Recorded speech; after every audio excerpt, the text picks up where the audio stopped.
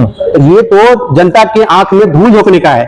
ये जब इनको लगा कि ओबीसी की जनसंख्या बहुत बड़ी है, ओबीसी चाहे तभी गवर्नमेंट बन सकती है, तो उन्होंने अपना गवर्नमेंट बनाने के लिए अपनी जाति को ओबीसी में घुसा दिया। जब चाइना का जो मुद्दा आता है ना, जिनका जो सीना जो 56 इंची का है और सुकून करके 6 इंची का हो जाता है। इवन की सरकार है, अच्छा, वो किसी भी कार्य को अपना इवन बना देती है। मार्केटिंग का एकदम बहुत अच्छा तरीका इन्होंने, कोई पढ़ा लिखाई किया हो चाहे नहीं किया हो, लेकिन उन्होंने मार्केटिंग बहुत अच्छी तरह से सीखा हुआ है। अमेरिका पिछड़ा हुआ देश है क्या? जापान पिछड़ा हुआ देश है? आपसे पूछ रहा हूँ। जापान टेक्नोलॉजी में सबसे आगे है, अमेरिका टेक्नोलॉजी में सबसे आगे है, लेकिन वो इतना बेवकूफ नहीं है कि वो ईवे से चुनाव करवाए। किसी पे प्रधानमंत्री विश्वास नहीं है, पर विश्वास है किस पे?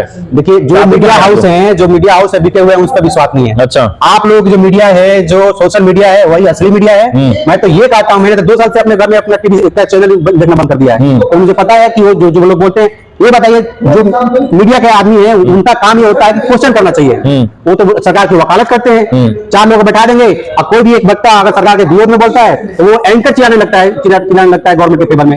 ये खुलेबाजी सरकार है, इसको कुछ करना तो है नहीं। अच्छा, और ये सारी जुमले फेंकती रहती है कि ये कर देंगे, वो कर देंगे। जब आपको करने की बात आती है, आप देश के सर्वे सर्वा हैं, आप जो चाहते हैं वो करवाते हैं। आज जो प्रधानमंत्री कर नहीं सकता, वो भी आप काम करने जा रहे हैं। अच्छा, और आपको जब काम करने वाली बात है उसके लिए मना कर रहे हैं, उसके वाले बहानेबाजी कर रहे हैं। साथियों नमस्कार, मैं हूं विवेन सिंह और आप देख रहे हैं क्लाउड न्यूज नेटवर्क। हमारे साथ हैं धानेल आदित्य वर्मा जी। इनसे हम बात करेंगे कि अभी जो प्रधानमंत्री जी ने राज्यसभा में जो उन्होंने बोला है कि ओबीसी आरक्षण की जो है राहुल गांधी जी बात कर रहे हैं, जो उन्होंने जो चिट्ठी लिखी थी सभी देश के सभी मुख्यमंत्रियों को कि मैं आरक्षण का कतई समर्थक नहीं हूं, उन्होंने जो बयान दिया उसी बयान को लेकर हम बात करेंगे धानेल आदित्य वर्मा जी से।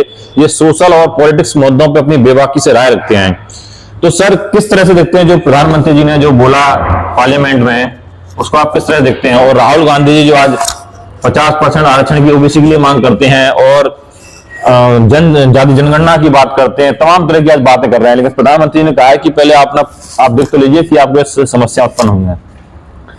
देखिए, मोदी जी जो प्रधानमंत्री बने हुए हैं, उनको तो किसी चीज पे काम न करने का बहाना चाहिए। अच्छा, ठीक है।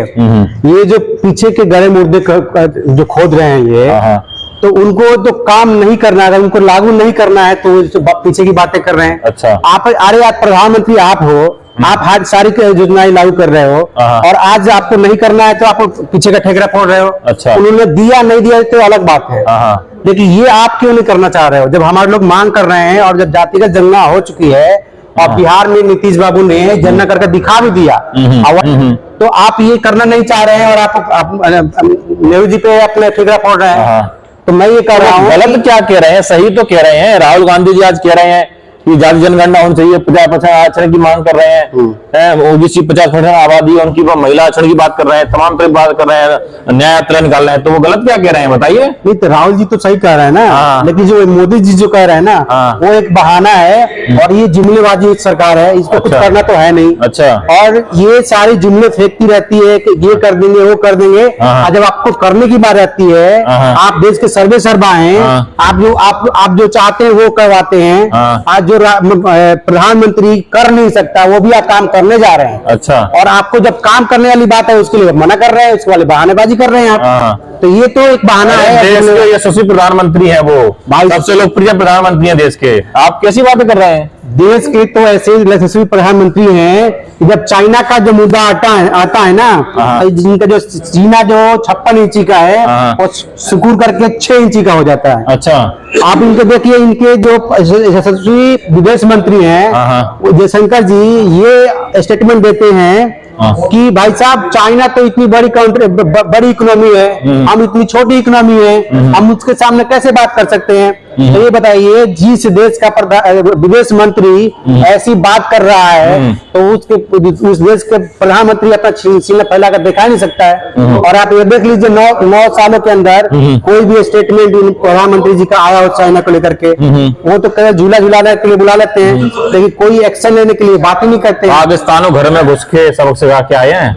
देखिए, ये जो सरकार है ना, वो इवेंट की सरकार है। अच्छा, वो किसी भी कार्य को अपना इवेंट बना देती है। मार्केटिंग का एकदम बहुत अच्छा तरीका इन्होंने, कोई पढ़ा लिखाई किया हो चाहे नहीं किया हो, लेकिन इन्होंने मार्केटिंग बहुत अच्छी तरह से सीखा हुआ। अच्छा, और ये अपने हर एक काम आपको काम नजर नहीं आते, माइट नजर आ रही है, इतने अच्छे काम किए मोदी ने, 7% हटा दी, है राम मंदिर में, काम नजर नहीं आ रहे आप लोगों को? भाई साहब धारा 370 हटा दिया, ठीक है, अच्छी बात है, लेकिन इन्होंने कहा था कि हम 100 स्मार्ट सिटी बनाएंगे। हाँ।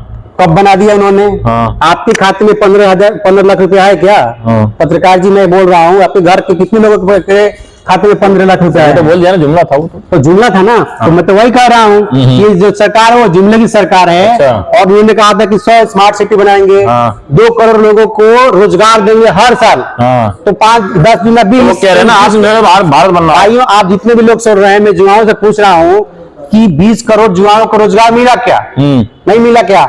100 स्मार्ट सिटी बनी क्या? नहीं बनी ना। आप बताइए कितने एम्स, अब ये देखिए ना कितना अच्छा काम करते हैं।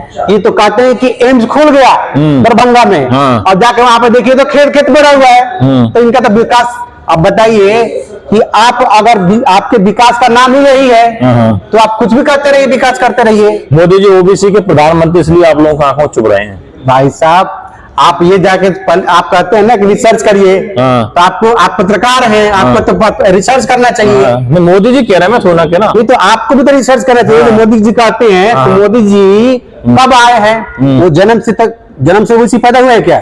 आप जाके पता करिए। उनका जो जाति है, जब वहां पे 2000 के बाद में ओबीसी में उन्होंने शामिल किया, जब उनकी गवर्नमेंट बनी है। तो ये तो जनता के आंख में धूल झोंकने का है।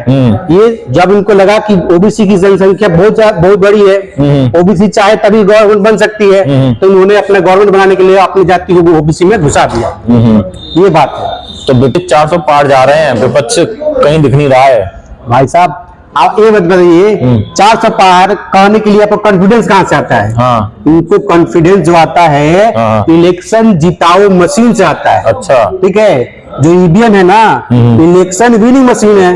ठीक है, और ईवीएम तो प्रोग्रामिंग वाली चीज है। आप जो प्रोग्राम करिए आप वो रिजल्ट निकाल सकते हैं। आप तो इसमें ये प्रोग्रामिंग कर सकते हैं कि 2 घंटे तक सही चलना है, और 2 घंटे के बाद कोई भी पार्टी को जिताना है, जिसको जिताना है वो सब प्रोग्रामिंग कर दीजिए, वो ऐसा ऐड कर देगा।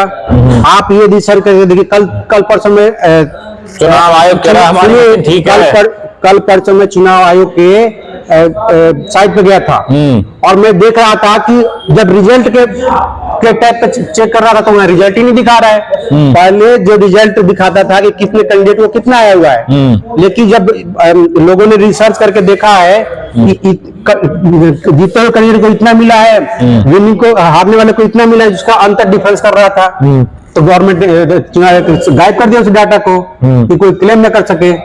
आप ये बताइए कि एक कैंडिडेट होता है और उसी सीट पे जहां से वो फाइट कर रहा है, उसके जो होम सीट है, होम बूथ पे उसका वोट ही नहीं आता है। और हमारे यहाँ पे जब चुनाव हुआ था तो मैंने देखा था, हम लोगों ने एक जो बूथ पे 5 एसटी के वोटर थे, और उन्होंने 5 वोट दिया ही था, तो उसका वोट ही नहीं निकला। तो ये वोट गायब कहाँ से हो जा रहा है, और कहीं कहीं तो जितना वोट है उससे ज्यादा वोटिंग कैसे हो जा रही है? ये तो ईवीएम का ही कमाल है। और उसके बाद जहाँ आप लोग हार जाओ वहाँ ईवीएम खराब है, जीत जाओ तो ईवीएम ठीक है। नहीं, देखिए तो इसको ऐसा है कि ईवीएम को हटा दीजिए। ईवीएम को हटा दीजिए, और जो मोहर मारते हैं वो चीज चेंज नहीं होता है, तो उसको ला दीजिए। हम तो यही मांग कर रहे हैं। और टेक्नोलॉजी के युग में आप पीछे जा रहे हो आप। अच्छा, जब टेक्नोलॉजी के युग में जो बात आप कर रहे हैं, तो क्या अमेरिका पिछड़ा हुआ देश है? क्या जापान पिछड़ा हुआ देश है? आपसे पूछ रहा हूँ। जापान टेक्नोलॉजी में सबसे आगे है, अमेरिका टेक्नोलॉजी में सबसे आगे है, लेकिन वो इतना बेवकूफ नहीं है कि वो ईवीएम से चुनाव करवाए। ईवीएम आप बताइए, हमने गगनयान भेज दिया, हम आज मंगल पे यान भेज रहे हैं, और उसको यहाँ चेंज कर सकते हैं या प्रोग्रामिंग करके डाल देते हैं। ऐसा रोवर जो प्रोग्रामिंग कर दिए, वो अपने आप डिसीजन मेकिंग करेगा। एआई का जमाना है, और एआई के जमाने में हम कुछ भी कर सकते हैं। तो अगर फ्री एंड फेयर चुनाव चाहते हैं तो मैं ये सजेशन देता हूँ, मोदी जी को भी देता हूँ और चुनाव आयोग को दे रहा हूँ। आप एक डाटा निकाल लीजिए, जो पेपर से जो चुनाव करते हैं, वो पेपर से चुनाव सस्ता भी होता है और जल्द भी होता है, और उसमें ट्रांसपेरेंसी भी रहती है। और वर्ल्ड में जितनी जगह भी ईवीएम से चुनाव हो रहे थे, एक बार वहां की जनता ने डिमांड किया, वहां के इलेक्शन कमीशन ने उसको चेंज कर दिया। तो हमारे इलेक्शन कमीशन क्यों नहीं कर रहा है? तो अगर नहीं कर रहा है, और गवर्नमेंट जनता जो इस देश की मालिक है, ये लोग तो हमारे नौकर हैं, हमारी जनता के जनता नौकर। मोदी जी को स्नेह दे रही है, प्यार दे रही है, बहुमत है, तभी तो बार बार जीत के जा रहे हैं। सर जनता जो प्यार दे रही है ना, हाँ, इतनी कितनी भीड़ होती है मोदी जी की रैलियों में। अच्छा ये बताइए क्या बात कर रहे हैं सर, आप जाकर देखिए जब पीछे कैमरा घुमाते हैं तो सीटें खाली रहती हैं। अच्छा, उनको तो वही डाटा दिखाइएगा जहाँ पर 4-5 लोग बैठे हुए हैं, वो दिखा दिया। और टेक्नोलॉजी का जमाना आप खुद ही कर रहे हैं, टेक्नोलॉजी के जमाने से उसको मल्टीप्लाई करके दिखा सकते हैं। हाँ। तो ऐसे जनता तो अब बाहर जाइए, शूटिंग भी होती है लेकिन वो दिखाता नहीं है गोदी मीडिया।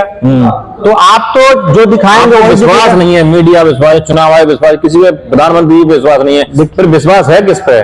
देखिए जो आप मीडिया क्या हाउस आपको? हैं, जो मीडिया हाउस है बिके हुए हैं, उस पर विश्वास नहीं है। अच्छा, आप लोग जो मीडिया है, जो सोशल मीडिया है, वही असली मीडिया है। मैं तो ये कहता हूँ, मैंने तो 2 साल से अपने घर में अपना टीवी का चैनल देखना बंद कर दिया है। तो मुझे पता है कि वो जो लोग बोलते हैं, ये बताइए जो मीडिया के आदमी है उनका काम ये होता है कि क्वेश्चन करना चाहिए। वो तो सरकार की वकालत करते हैं, 4 लोग बैठा देंगे और कोई भी एक वक्ता अगर सरकार के विरोध में बोलता है तो वो एंकर चिल्लाने लगता है गवर्नमेंट के फेवर में। तो ये कौन सी मीडिया है? तो इसीलिए हमको विश्वास ही नहीं है मीडिया पे। अच्छा, तो क्या लगता है 2024 के चुनाव में किसकी सरकार बनेगी? देखिए जी, अगर ईवीएम रहेगा तो मोदी आएंगे। अच्छा, अगर ईवीएम हटा देंगे तो मोदी जी 40 के पार नहीं जाएंगे। अच्छा, 40 से पार नहीं जाएंगे? बिल्कुल। इतना सारा काम किया, 40 के पार नहीं जाएंगे। मोदी कॉन्फिडेंस साथ कह रहे हैं हम 400 पार। सर क्या काम कर दिया? काम तो उनका बस जुमलों में ही निकलता है, केवल गिनाते रहते हैं। ठीक है, तो गिनाते रहे क्योंकि उनको पता है सर। अगर ये बताइए, आपको पता है कि मैं ये कर सकता हूँ, इसके मेरे पास ये साधन है। तो अगर आपके पास साधन है, आपके पास गन रहेगा और उधर से कुछ आ रहा था, आपके पास कॉन्फिडेंस बना रहता है कि वो आएगा तो मैं मार दूंगा। तो उनको अपने ईवीएम पे भरोसा है कि मैं उसको मॉडिफाई चाहे जो भी कर सकता हूँ। लेकिन मैं देखिए, मैंने मोदी को बुराई करता हूँ, ना गवर्नमेंट की बुराई करता हूँ। मैं न मोदी की बुराई कर रहा हूँ, ना गवर्नमेंट की बुराई कर रहा हूँ। मैं तो भाई प्रजातंत्र में विश्वास करने वाला व्यक्ति हूँ। तो देश में प्रजातंत्र है ही ना, लोकतंत्र है, लोक संविधान देश चल रहा है। सर तो मैं उसी प्रजातंत्र की वकालत करता हूँ। अब प्रजातंत्र में सबसे बड़ा जो हक होता है वो वोट का हक होता है। तो मैं ये चाहता हूँ कि मेरा जो वोटर है वो जहां वोट देना चाहे उसको लगे भी कि मेरा वोट वहां पर पहुंच रहा है। यानी मैं आपको अगर वोट देना चाहता हूं तो मेरा वोट आपको जाना चाहिए। अगर मैं आप वोट किसी और व्यक्ति को देना चाहता हूं तो मेरा वोट उसी आदमी को जाना चाहिए। और उससे बड़ी बात, मुझे विश्वास भी होना चाहिए कि मैं जिसको वोट दे रहा हूँ वो मेरा वोट जा रहा है। मैं अगर मानता हूँ कि ईवीएम में गलती भी नहीं है, सपोज कर लीजिए कि ईवीएम में कोई खराबी नहीं है, लेकिन मेरा विश्वास नहीं है उसमें, तो मैं देश का नागरिक हूँ, देश का मालिक हूँ। तो विश्वास क्यों नहीं है? चुनाव आयोग निष्पक्ष चुनाव कराता है, हमारे चुनाव निष्पक्ष होते हैं, क्यों विश्वास नहीं है? वजह क्या विश्वास ना हो? सर बजट ये चुनाव पे आयोग पे विश्वास इसलिए नहीं है कि जो पर्चियां, जो वीवीपैट की पर्चियों का जो प्रोविजन था कि 1 साल तक रखी जाएंगी, वो 3 महीने में क्यों गिरा दी गई? इसलिए विश्वास नहीं है हमको। हमें इसलिए विश्वास नहीं है कि जितना वोट होता है उससे ज्यादा वोट निकल के कैसे आ जाता है, इसलिए विश्वास नहीं है मशीन पे। अगर आप किसी बूथ पे 600 वोट है तो वहां पर 600 से ज्यादा पढ़ नहीं सकता। देखिए ऐसे ऐसे केस हुए हैं कि जितनी वोटिंग हुई है उससे ज्यादा निकल के आया ईवीएम में।